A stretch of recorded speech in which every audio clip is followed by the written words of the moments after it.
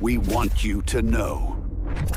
The question of whether the United States government will shut down in late 2025, and particularly whether Democrats are to blame or are instead working to prevent such a shutdown, has become one of the most pressing issues in Washington, one that intertwines political strategy, historical precedent, and the raw mechanics of government funding in ways that highlight not only the ideological divide between Democrats and Republicans, but also the fragility of America's current political system, because at the heart of this debate lies a constitutional requirement that Congress must authorize appropriations for the government to function, and if that fails, government agencies close, federal workers go unpaid, and essential services ranging from air traffic control to national parks to food safety inspections are thrown into uncertainty, which in turn creates ripple effects across the economy and undermines public trust in institutions. So to fully understand the latest developments in September 2025, one must begin with the political context where Democrats currently control the Senate.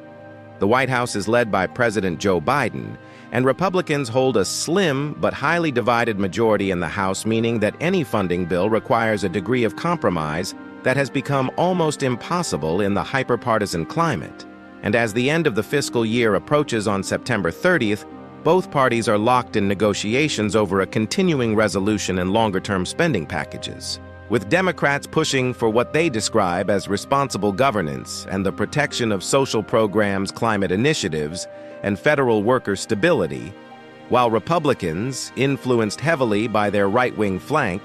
are demanding sharp spending cuts, restrictions on immigration, and rollbacks of environmental regulations. And in this environment, Democrats are accused by their opponents of being unwilling to make concessions, which Republicans frame as leading the nation toward a shutdown. Yet Democrats argue the opposite, insisting that they are offering reasonable compromises and that it is Republican infighting, especially among hardline conservatives and the House Freedom Caucus, that threatens to collapse negotiations. And this finger-pointing is not new, but part of a long history in which government shutdowns are often weaponized as political blame games, as seen in 1995-96 when then-Speaker Newt Gingrich clashed with President Bill Clinton, in 2013 when Republicans fought President Obama over the Affordable Care Act, and in 2018-2019, when Donald Trump demanded border wall funding and forced the longest shutdown in U.S. history, all of which provide context for why Americans today are wary of yet another lapse in funding, because the costs are not merely symbolic but deeply material. As hundreds of thousands of federal employees would be furloughed or forced to work without pay, contractors would lose business, and ordinary citizens could face delays in tax refunds, passports, and access to services, while global markets would interpret a shutdown as a sign of dysfunction in the world's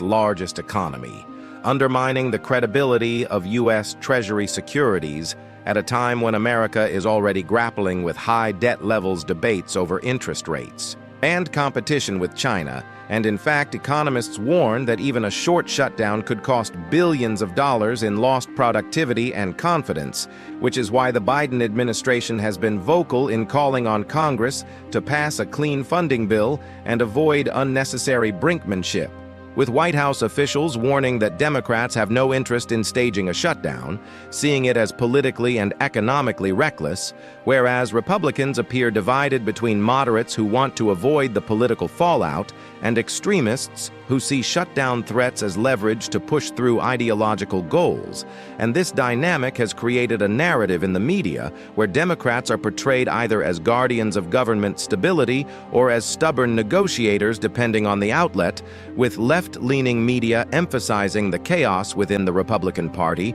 and right-leaning media accusing Democrats of overspending and refusing to compromise.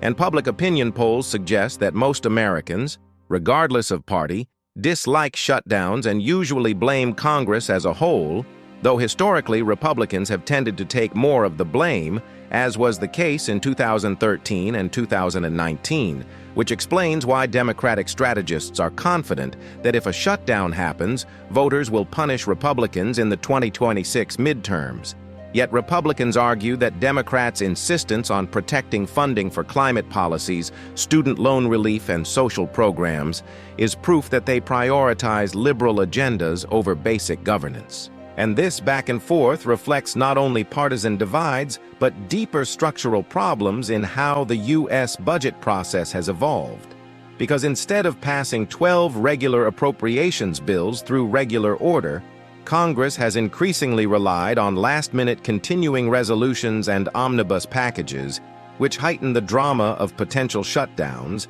and give small factions outsized power. And in this context, Democrats' role is complex. They are not actively seeking a shutdown, but their refusal to concede to extreme cuts is what Republicans frame as the catalyst.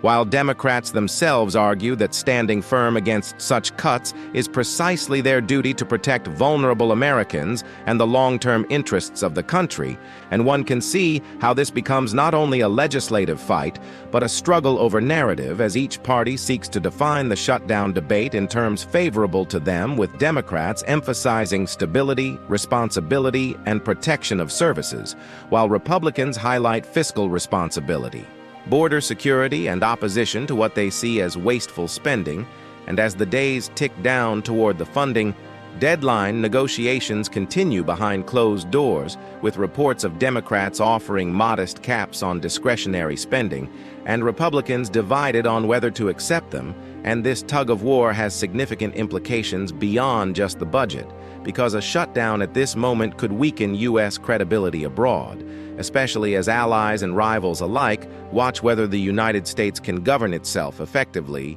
and domestically. A shutdown could harm President Biden politically as he seeks to maintain confidence going into the 2026 election cycle, though Democrats argue that the contrast with Republican dysfunction will ultimately benefit them. And indeed, many experts point out that voters generally want compromise and stability rather than chaos, meaning that whichever party is seen as the most obstructionist could suffer. And while Democrats continue to push for a deal, Republicans' fractured caucus means that even if House leaders reach an agreement with the Senate and the White House, there is no guarantee it will pass, especially if a handful of hardliners refuse to go along, creating a situation where Democrats could ironically become the party defending institutional stability, while Republicans appear to be the ones pushing toward shutdown. And yet, because narratives are so contested, there remains a strong push from conservative voices to label Democrats as responsible for any closure, accusing them of being addicted to spending, refusing to address debt, and prioritizing progressive programs over bipartisan compromise. But the reality is that government shutdowns are never the responsibility of one party alone, since both chambers and the executive must participate in negotiations. And this complexity is why the current moment is so fraught, with financial markets, federal workers, and ordinary citizens anxiously watching. Because every day that passes without a deal increases uncertainty, and uncertainty is costly in itself. As businesses delay hiring, markets grow jittery, and international partners question the reliability of U.S. governance. And so the question of whether Democrats will shut down the government is in many ways misleading, since Democrats themselves argue they are trying to keep it open. But the broader political struggle means that even with their best intentions, they cannot unilaterally prevent a shutdown, as it takes both chambers to pass funding. And ultimately, whether the government shuts down will depend not only on Democrats, but on Republicans' ability to compromise, on the willingness of leaders to resist their extremes, and on whether the White House can maintain pressure while avoiding blame, making this one of the most dramatic tests of America's democratic system in recent memory.